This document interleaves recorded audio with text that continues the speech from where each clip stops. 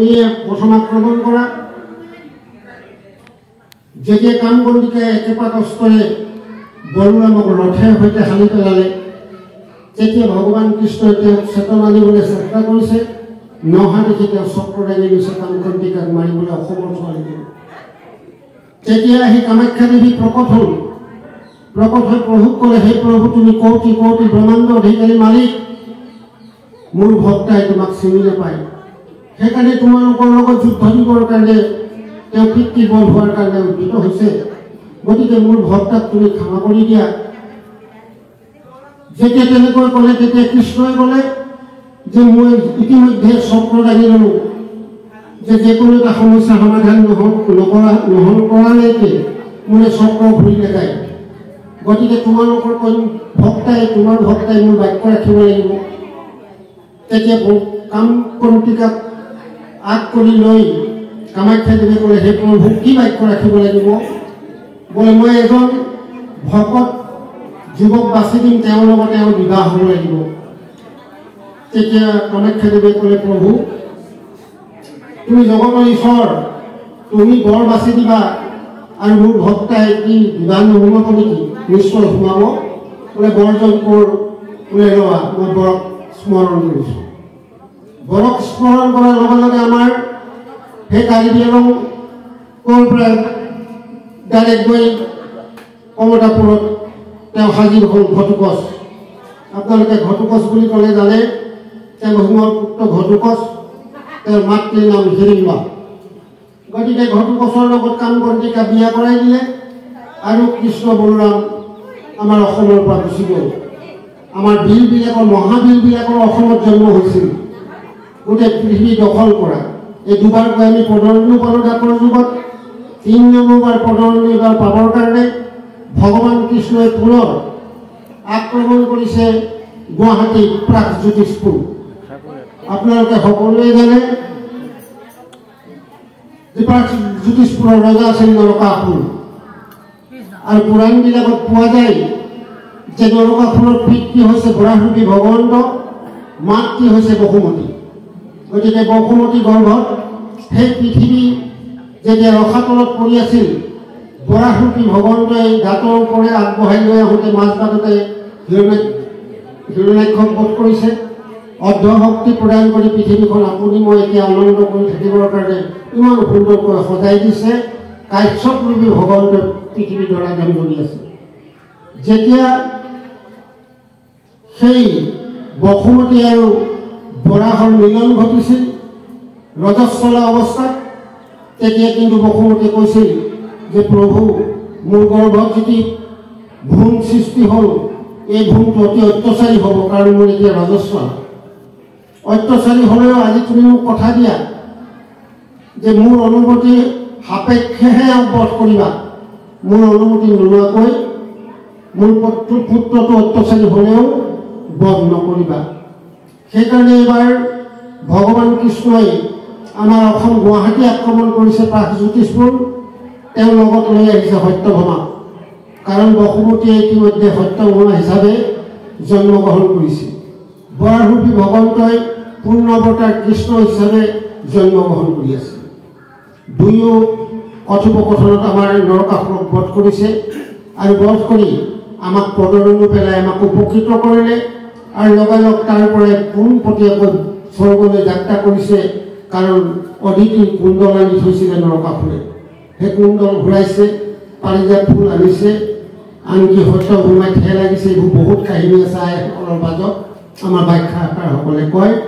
যে আইসকলৰ ঠেহ ভাঙিবলৈ সত্যভামাৰ ঠেহ ভাঙিবলৈ ভগৱান কৃষ্ণই কিমান যত্ন কৰিছে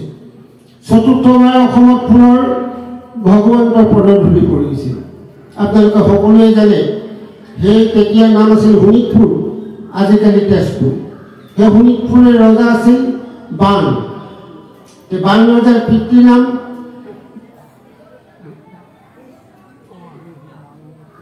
বাণৰ আপোনালোকে সকলোৱে যে প্ৰহ্লাদৰ পুত্ৰ বিৰচনৰ পুতেক বলি পুতেক বাণ গতিকে ঈশ্বৰৰ চতুৰ্থ নাতি প্ৰহ্লাদৰ পৰম বৈষ্ণৱ প্ৰহ্লাদৰ নাতি হৈছিল আপোনাৰ বাণ বানৰ সহস্ৰ বাহু আছে বুলি ভাগৱতত লেখা আছে 1000খন হাত বানৰ এগৰাকী কন্যা আছিল আপোনালোকে সকলোৱে জানে উষা চিত্ৰলেখা দুই সখী উষাই যেনেকৈ স্বপ্নতে অনিৰুদ্ধক স্বামীবৰণ কৰিলে আৰু স্বপ্নৰ পৰা জাগি কথাষাৰ চিত্ৰলেখাৰ আগত ক'লে যে মই ইতিমধ্যে মই স্বপ্নতে বিবাহপাশত আবদ্ধ হৈছোঁ এজন যুৱকৰ লগত তেতিয়া চিত্ৰলেখাই সুধিছে যুৱকজনৰ নাম কি ৰাজ্য ক'ত ঘৰ ক'ত দেখিবলৈ কেনেকুৱা কিন্তু উষাই একো ক'ব নোৱাৰে উপায় নাপায় শেষত সখীয়ে কৰা অন্তৰ দুখ বেদনাৰ কথা বুজি পাই উষাই ক'লে মইতো স্বপ্নতে তেওঁক স্বামীবৰণ কৰিছোঁ মই আৰু বিবাহত আবদ্ধ নহওঁ গতিকে সেই যুৱকৰ লগতে মোৰ বিবাহ হ'ব লাগে চিত্ৰলেখাই চিত্ৰ আঁকি যেতিয়া অনিৰুদ্ধৰ চিত্ৰটো আনি দিলে তেতিয়া বোলে এইজনেই যুৱক আমাৰ অসমৰ আইসকল ছোৱালীসকল গাভৰুসকলেও মহাশক্তি মায়া জানিছিল মায়াৰ মন্ত্ৰৰ বলত চিত্ৰলেখাই অসমৰ পৰা গৈ দ্বাৰকাৰ পৰা অনিৰুদ্ধ শুই থকা অৱস্থাত তেওঁ আসনেৰে সৈতে উঠাই আনিছিল বিচনাৰে সৈতে আহি বহু ৰাজ্য পাৰ হৈ আহোঁতে অনিৰুদ্ধই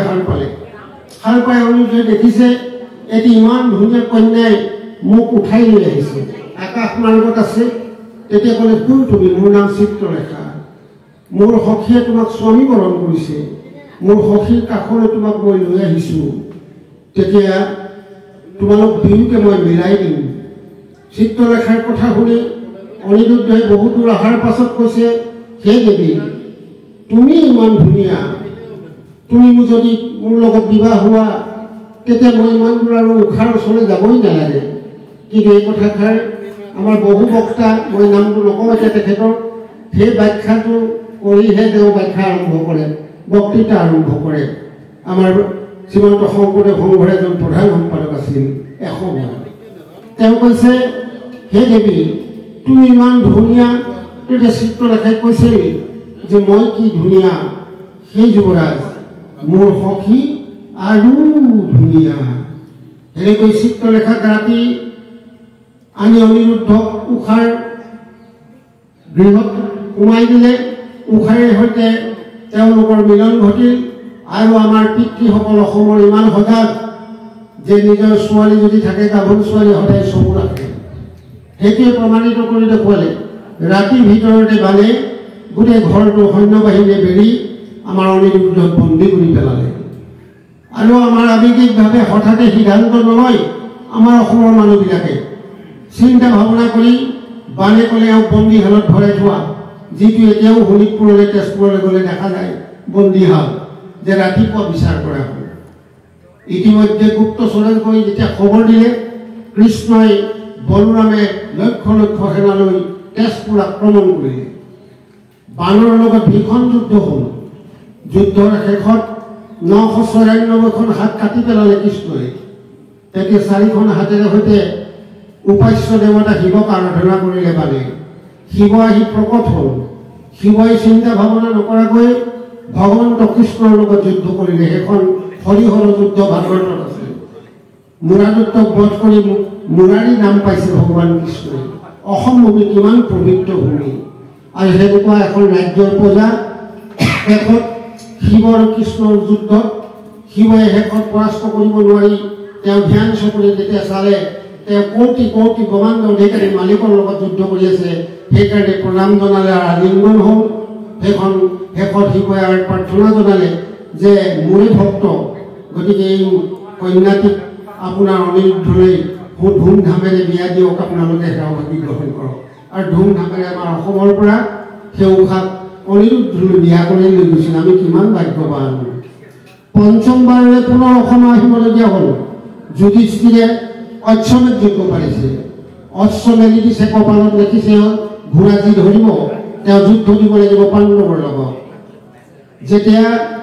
বৰ অসম মণিপুৰ তেতিয়া আমাৰ একে অসমৰ অন্তৰ্গত আছিল আমাৰ চুকাফা বা শংকৰদেৱে যিখন আমাৰ বৰ অসম পাতি থৈ গৈছিল তাৰ আগৰ কথা এইবিলাক দ্বাপৰ যুগৰ কথা সেই মণিপুৰত অজ্ঞাতবাসৰ